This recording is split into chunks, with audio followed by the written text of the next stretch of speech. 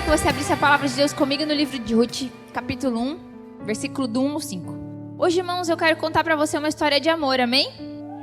Quem é que gosta de história de amor? As mulheres só levantam a mão, né? Os homens, eles não gostam de história de amor. Mas essa história de amor você vai gostar, porque é a sua história de amor, amém?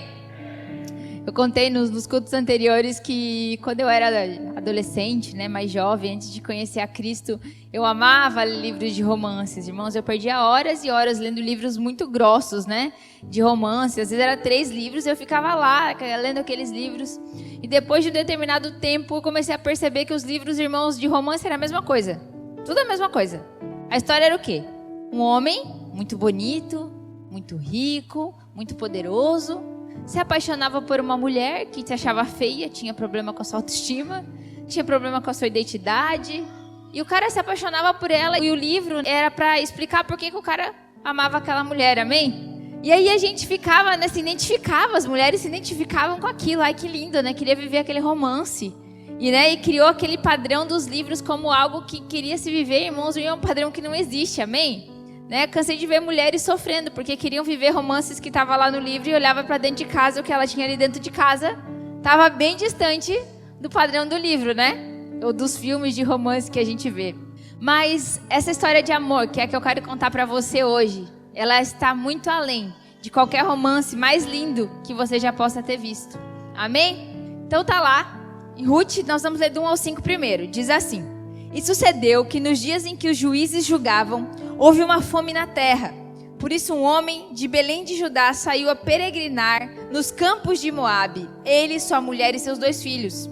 E era o nome deste homem Elimeleque, e o de sua mulher Noemi, e os de seus 2 filhos Malom e Quilion, efrateus de Belém de Judá.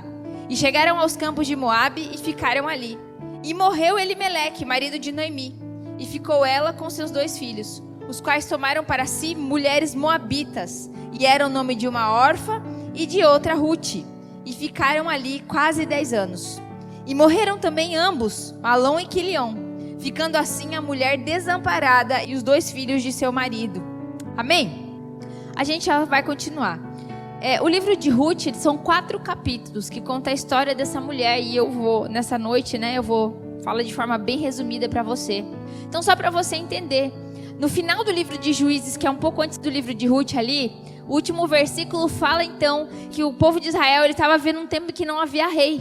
Então cada um fazia o que queria. E a situação estava bem complicada. Eles começaram a adorar outros deuses. E a palavra de Deus diz que Deus permitiu que houvesse um tempo de crise, um tempo de fome sobre aquela cidade. E a Bíblia fala que Elimeleque e sua esposa Noemi, então nesse momento, pegaram seus 2 filhos e foram para Moabe. Moabe, irmãos, a história conta que é uma cidade que Deus não se agradava, porque lá eles cultuavam outros deuses que não eram o Deus de Israel. E a Bíblia fala que Moabe, na verdade, ela é fruto do incesto de Ló com sua filha. A cidade veio dessa geração. Então era um lugar muito amaldiçoado, né? Se você for ler a história, você vai ver que foi o rei de Moabe que manda lá Balaão amaldiçoar o povo, e a jumenta não deixa, aquela história inteira. Então, Moabe não era uma cidade da qual Deus se agradava. E a Bíblia fala então que Elimeleque e Noemi foram para este lugar. E lá, quando eles estavam neste lugar, irmãos, então Elimeleque faleceu. E logo depois, então, seus 2 filhos, os 2 filhos de Noemi, casaram com 2 mulheres moabitas. 2 mulheres que tinham outros deuses que não eram o Deus de Israel. Amém? Eram mulheres gentias. E a Bíblia fala então que eles casaram com as 2. E depois de determinado tempo, os 2 também morrem. Malom e Quilion. E a Bíblia fala que fica então Noemi, Orfa e Ruth, 3 mulheres sozinhas, sem nenhum marido, sem nenhum homem para ajudá-las. E você sabe que naquela época era o marido que sustentava a mulher. E as 3, elas entram em desespero. E Noemi, ela ouve falar que lá em Belém de Judá, o lugar da qual ela havia saído, então havia pão em abundância. E Belém, irmão, significa casa do pão. Amém? E quem que é o pão? Jesus. Ele é o pão vivo que desceu do céu. E antes da gente entrar na história de Ruth, eu só quero abrir um parênteses aqui. Não importa a crise que vier, não importa a dificuldade que vier, nunca saia da casa do pão.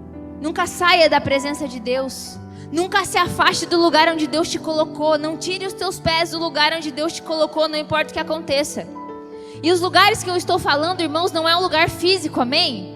Não estou falando de lugar físico, eu estou falando da presença de Deus. Eu estou falando de onde habita a presença de Deus, onde Cristo está, onde você recebe alimento, onde é a casa do pão, o pão que te alimenta.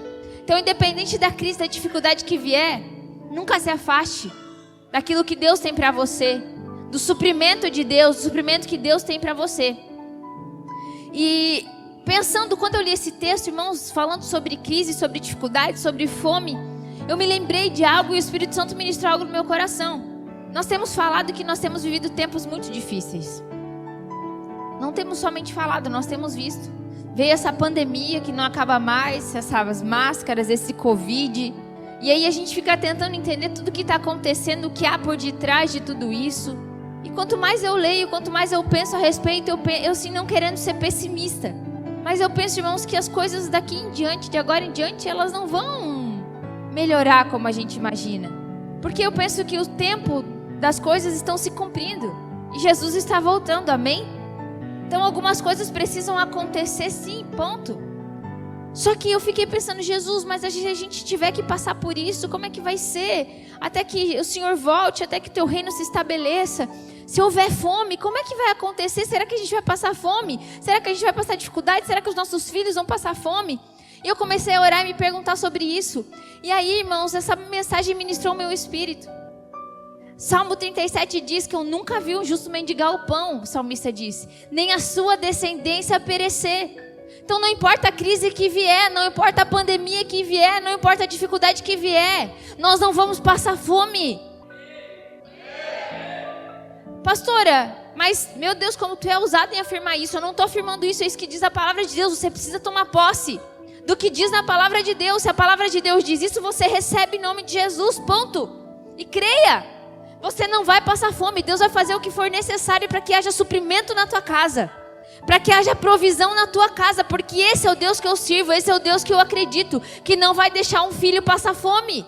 Meu Deus, pastora, mas por que tem tanta gente então passando fome e dificuldade no mundo? Porque ainda não entendeu, porque ainda não creu. E aí você tem que ir lá e tem que falar. Nós precisamos crer, irmãos, que independente da crise, da dificuldade que vier, nós não vamos passar dificuldade, porque Deus é conosco e Ele vai nos guardar e Ele vai nos sustentar em meio à crise. E outra coisa que eu posso tirar de lição aqui é que a palavra de Deus disse então que quando Noemi ouviu de falar que havia abundância de pão lá em Belém, na casa do pão, abundância de comida, a Bíblia fala que ela retorna para lá. Significa que a boa notícia é que nos atrai para a presença de Deus, amém? Qual é a boa notícia, irmão? O Evangelho. Evangelho significa boa notícia, boas novas. E as boas novas é a boa notícia que nos atrai à presença de Deus. Não é a condenação, não é a lei, não é a culpa que nos atrai à presença de Deus. Mas sim as boas novas, as boas notícias. E quando Noemi ouviu a boa notícia, ela decidiu voltar para o lugar da onde ela nunca deveria ter saído. Porque quando nós saímos do lugar onde Deus nos colocou, o resultado é morte. Que foi o que aconteceu com Elimeleque, Malom e Quilion. Amém? Então não saia, irmãos, do lugar onde Deus te colocou. E eu não estou falando aqui de lugar físico, que isso fique muito claro, amém? Então, irmãos, a palavra de Deus diz então que Noemi, ela decide voltar para Belém de Judá.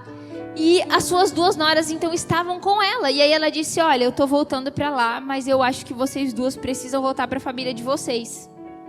Voltem para os pais de vocês são viúvas agora, vocês podem casar de novo. E se vocês casarem de novo, vocês têm a oportunidade de ser felizes de novo. Se vocês forem comigo, eu não tenho como gerar outro filho agora, na idade que eu tenho para ser o marido de vocês. Mas pensa como Noemi era maravilhosa. Mas pensa que sogra de Deus, que não devia ser essa mulher, que as duas noras queriam ir embora com ela, não queriam ficar com os pais, queriam ir com ela. Essa mulher era realmente uma mulher de Deus, uma bênção. E aí a Bíblia fala então que de tanto Noemi insistir, então a órfã volta para os seus pais, mas a Ruth não. E a Bíblia fala num texto que você já conhece agora ali em Ruth 1, 16 e 17, diz assim: disse porém Ruth, não me inste para que te abandone e deixe de seguir-te, porque aonde quer que tu fores irei eu, e aonde quer que pousares ali pousarei eu. O teu povo é o meu povo e o teu Deus é o meu Deus. E aonde quer que morreres morrerei eu e ali serei sepultada. Faça-me assim o Senhor, e outro tanto, se outra coisa que não seja a morte me separar de ti. Ela disse, aonde você for eu vou. o teu Deus vai ser o meu Deus, porque o Deus da Ruth não era o Deus de Israel. Lembra que eu falei? Ela disse, o teu Deus vai ser o meu Deus e aonde você for eu vou. E a Bíblia fala que então Ruth volta para Belém de Judá junto com Noemi. E quando Noemi chega em Belém de Judá, as pessoas ficam sabendo, né, que Noemi havia voltado. E a Bíblia fala que então um dia de manhã Ruth acorda, ela fala assim para a sogra, existem umas lavouras aqui perto, né, por aqui na nossa região, e eu vou até lá colher as espigas. A lei dizia que durante a colheita, as espigas que caíssem no chão, que os ceifeiros, que os segadores colhessem, né, e caíssem no chão, eles não podiam recolher. A Bíblia fala que eles tinham que deixar aquelas espigas ali, para que as viúvas, os estrangeiros e os necessitados colhessem. Amém? Então aquilo que caísse no chão eles não podiam colher. E Ruth, sabendo disso, ela disse, então eu vou até uma das lavouras, eu vou até uma das colheitas e vou colher as espigas que caem do meio das gavelas. E Ruth foi então. E ela foi numa lavoura que era ali perto, foi a que ela encontrou, e ela entrou lá e ela começou a catar as espigas de milho. Só que em Cristo, irmão, não existe coincidência, amém? Existe cristocidência. Nada é por acaso em Cristo. E a Bíblia fala que Ruth entrou num terreno, na lavoura de um homem chamado Boaz. Boaz significa nele há força.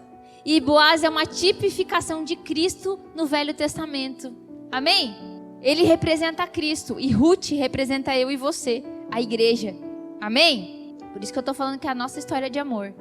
E aí a Bíblia conta que então Boaz chega, né, para os segadores, para aqueles homens, quando ele chega na lavoura dele, ele olha aquela mulher e eu imagino que Ruth devia ser muito bonita. Que Ruth realmente devia ter chamado a atenção de Boaz, porque havia outras moças ali se você for ler os textos. E a Bíblia fala que então, quando Boaz chega e ele vê aquela moça, ele chega para os segadores e fala, quem é essa moça? E aí os segadores falam, ela é Ruth, ela é nora de Noemi. E aí ele chega perto dela, né? E ali vamos ler o que diz na Bíblia, Ruth 2, do 5 ao 8. Depois disse Boaz ao seu moço que estava posto sobre os segadores, de quem é essa moça? E respondeu o moço que estava posto sobre os segadores e disse, essa é a moça moabita que voltou com Noemi dos campos de Moabe. Disse-me ela, deixa-me colher espigas e ajuntá-las entre as gavelas após os segadores. Assim ela veio e desde pela manhã está aqui até agora, a não ser um pouco que esteve sentada, abrigada, né, em casa. Então disse Boaz a Ruth, e ele disse, ouve minha filha, não vás colher em outro campo, nem tampouco passes daqui, porém aqui ficarás com as minhas moças.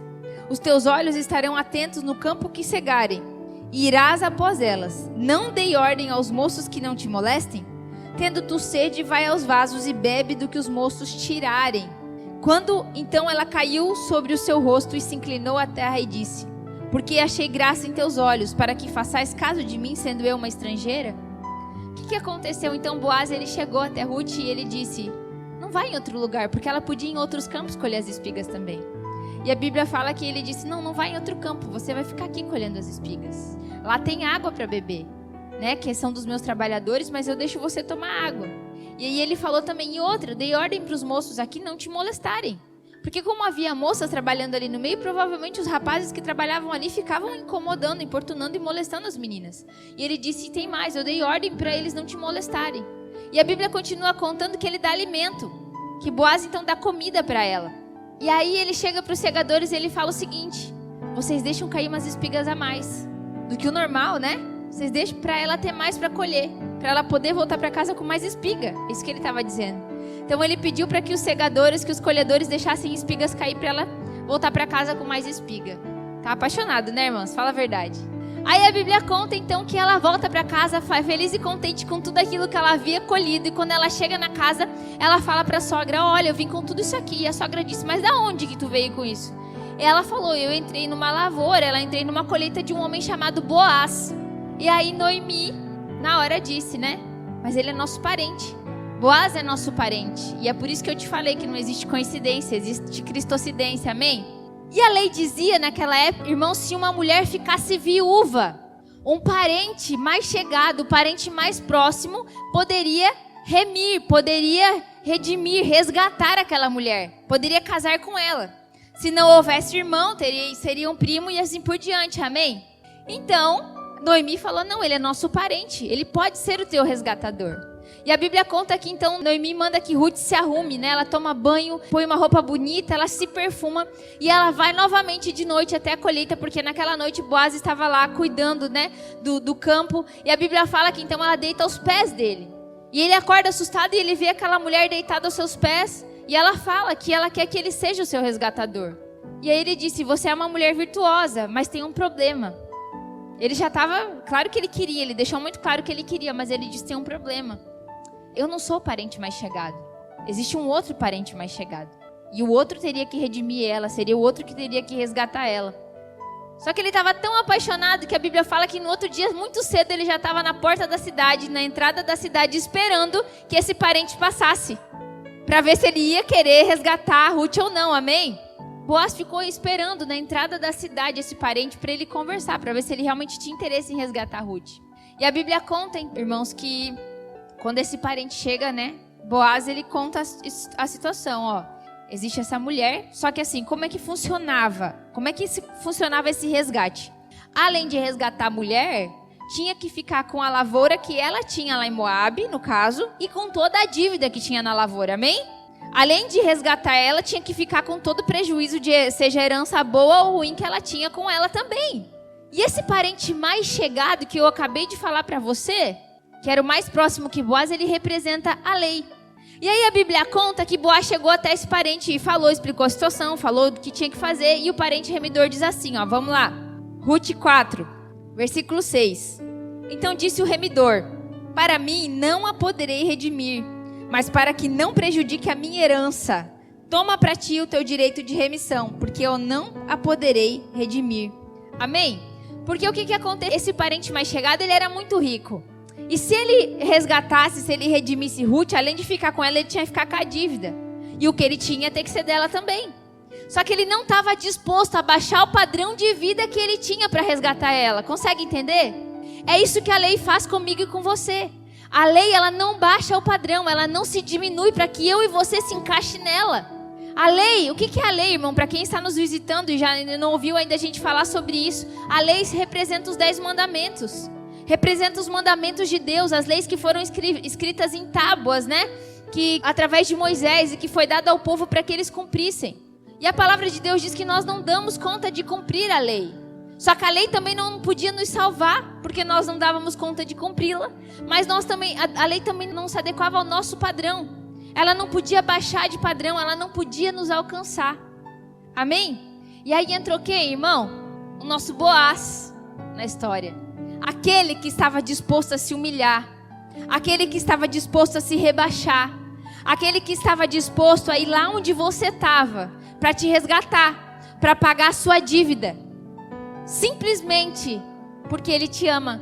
Simplesmente porque Ele já está apaixonado por você. Então a história de Ruth é a minha história, é a sua história. E nós precisamos procurar Cristo em toda a Bíblia. Em algum momento você já leu escrito exatamente assim, Jesus Cristo no Antigo Testamento? Quem aqui já achou? Me fala.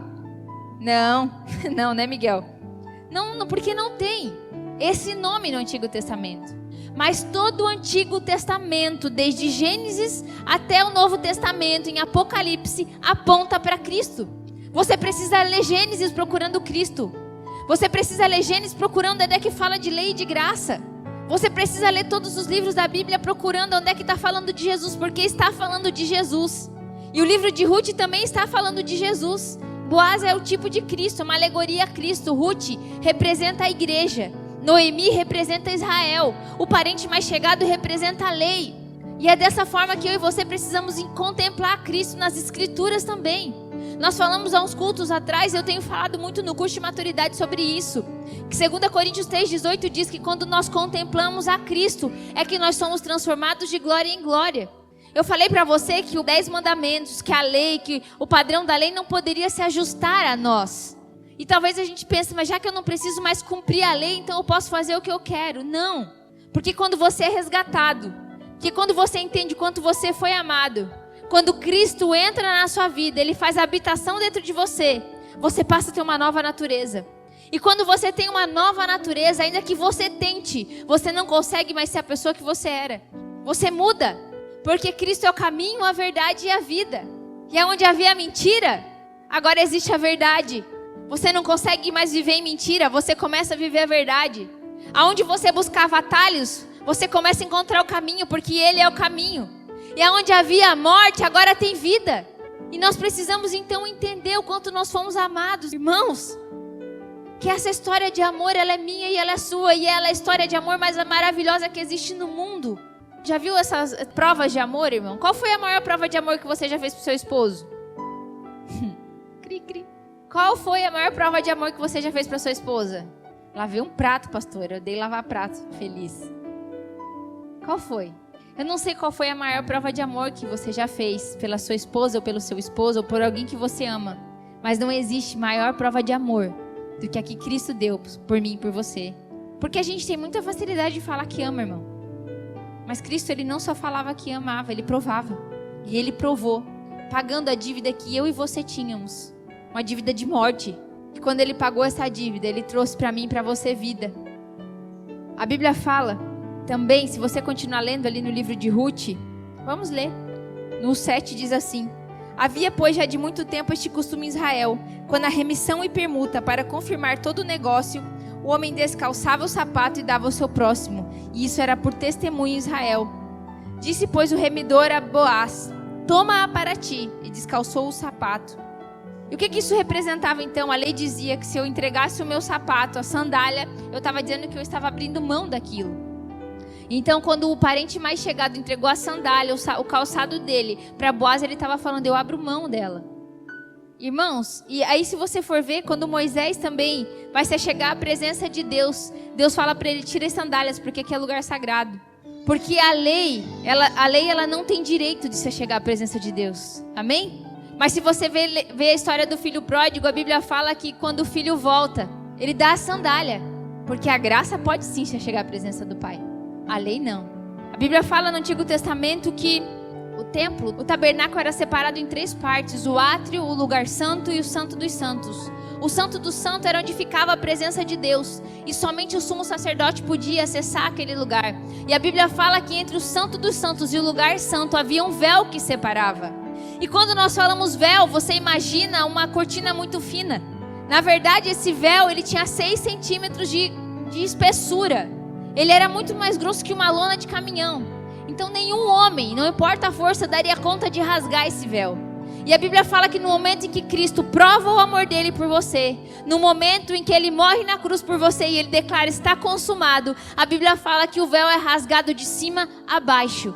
E o que isso significa? Significa que agora não existe mais nada que separe eu e você da presença de Deus. Por causa da graça de Deus, não há mais nada que separe eu e você de Deus. Nós nos podemos nos achegar ousadamente. E é dessa forma, irmãos, que nós precisamos continuar vivendo, procurando e contemplando a Cristo. Temos falado muito sobre contemplar a Cristo, que é isso que vai trazer a verdadeira transformação na minha e na sua vida.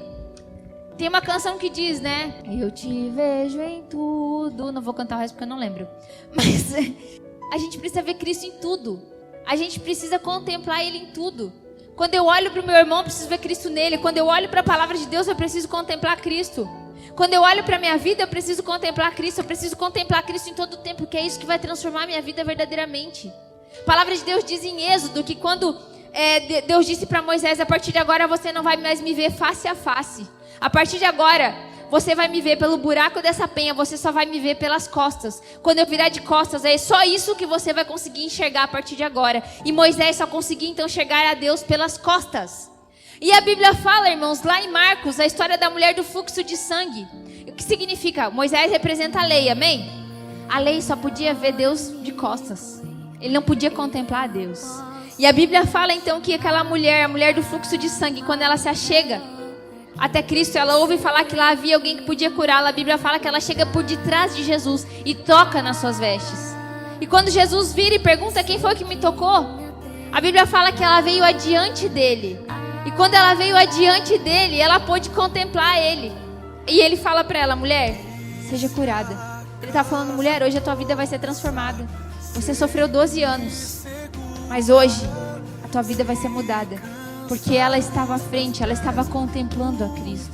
E é isso que eu e você precisamos fazer, irmãos, para ter a vida realmente transformada, contemplar a glória de Deus, olhar para Ele. É isso que vai transformar a nossa vida. É isso que vai nos curar quando ela olhou para Ele, quando ela contemplou Jesus de frente. Porque ela podia fazer isso por causa da graça. A Bíblia fala que ela foi curada. O que você precisa, irmão? Você precisa de cura? Você precisa de uma vida transformada? Você precisa de uma mudança de caráter? Você precisa que Deus transforme essas coisas que estão dentro do seu coração? O que você precisa? Eu não sei o que você precisa, mas eu sei que quando você contemplar a glória dele, Ele vai dar tudo o que você precisa. Da mesma forma que ninguém podia rasgar aquele véu, hoje também ninguém pode costurar. Não há nada que nos impeça, não há nada que me impeça, que te impeça de chegar à presença de Deus. Porque a maior história de amor já foi escrita.